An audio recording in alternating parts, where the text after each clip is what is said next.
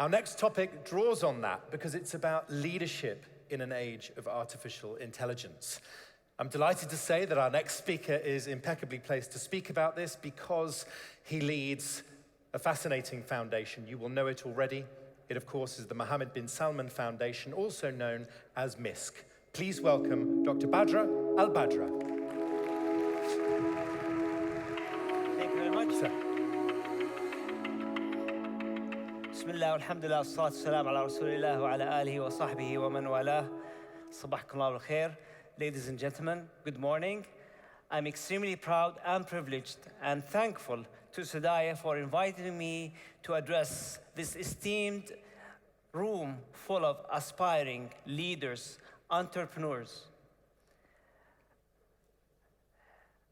I want to start with a confession, though. I had very limited time to prepare this speech. We had so much other things going on in the office. So I had to rely on an AI program to generate this speech for me. So you'll be the judge today of how good AI is in preparing the speech.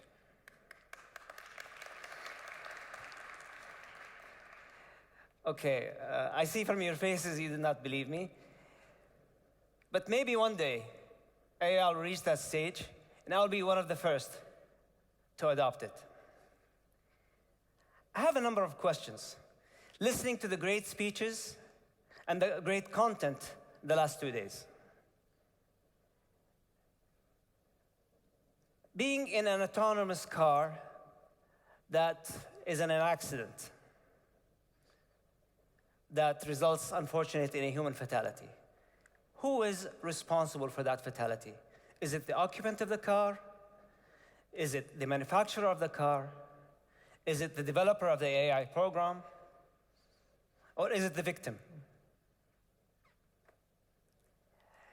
Okay. In health settings, in diagnosis, tumor diagnosis assisted by AI, what if the diagnosis is a false positive or a false negative? So it's misdiagnosed. And the patient's health deteriorates as a result of that. Who is responsible? An example closer to home and closer to your daily work. If I am to employ an AI program that helps me evaluate my employees, and it helps me decide on hire, fire, promote, award decisions.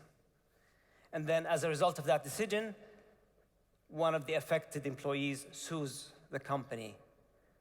Who is responsible? I'm not here to answer these questions, but merely to pose them.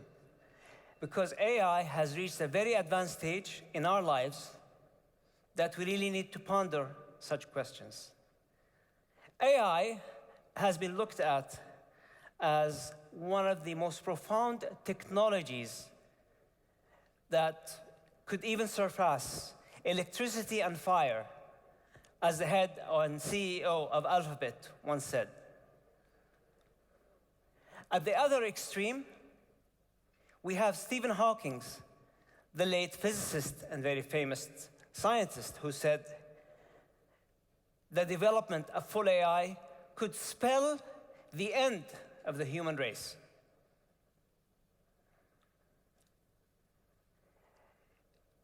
AI has not been at this stage of development until recently. I remember when I was in the 1990s, starting my graduate studies at the University of Washington, wanting to specialize in AI. Our chairman once told us in the first day of orientation, I know most of you, he addressing the students, have chose to be AI or to specialize in AI. But I also know that most of you will not continue AI. And the reason is that there was so much hype at the time that technology did not support it. Yet we live in a time right now where the use cases have lived up to the hype, and that is good and bad. Today, we have applications that sort CVs for jobs that receive thousands of applicants. where the AI program helps and sort them out and reduce the number to a manageable number where humans could do the interviews.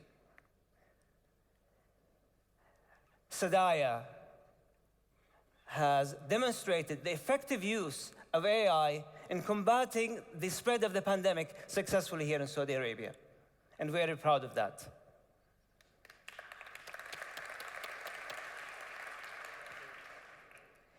AI reached the stage that even in art contests, they're starting to win, even when the judges are human.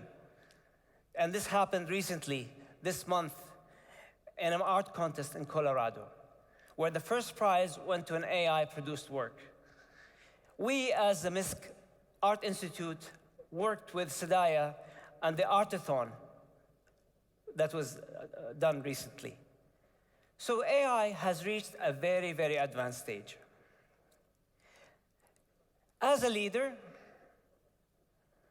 I know that my responsibility, and you as leaders, our collective responsibility is to ensure, safeguard, and maximize the interests of our constituents. And that responsibility cannot be delegated or relegated. So when we do use AI programs, how do we ensure that we are safeguarding the interests of our constituents? Many things could go wrong, and we heard some of them in the last few days. And that's why the Riyadh Declaration, the ethics declarations were put forth. Let me give you some examples. In CV filtration, what prohibits or what prevents the algorithm to sideline certain sectors of society just because there's a glitch in the program or simply the model or the data used to train it were not inclusive enough? This could marginalize an important part of our society. Another example that troubles me personally as a parent is the hyper-reality world that we're living in, promoted by social media, and that is fueled by AI.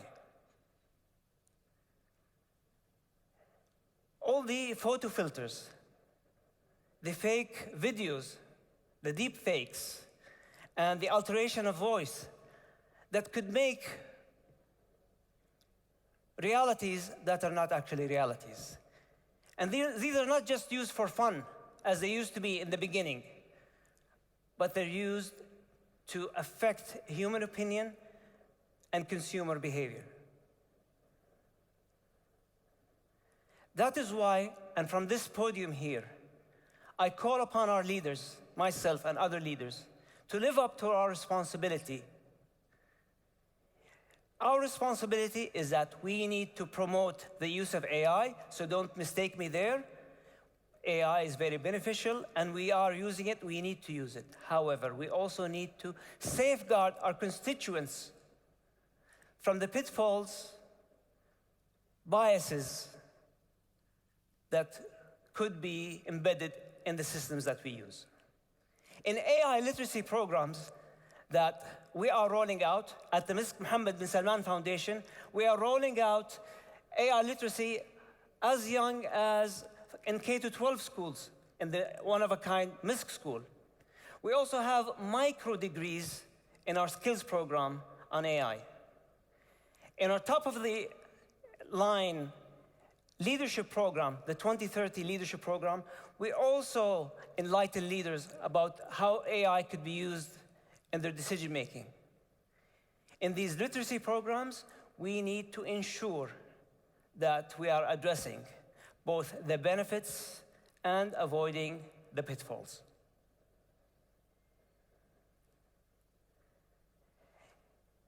If we liken our organizations as a human body, I see AI as an extension to the mind and body. However, we as leaders, we are the heart of the process, and that cannot be delegated. because the heart is that regulates the values and the ethics.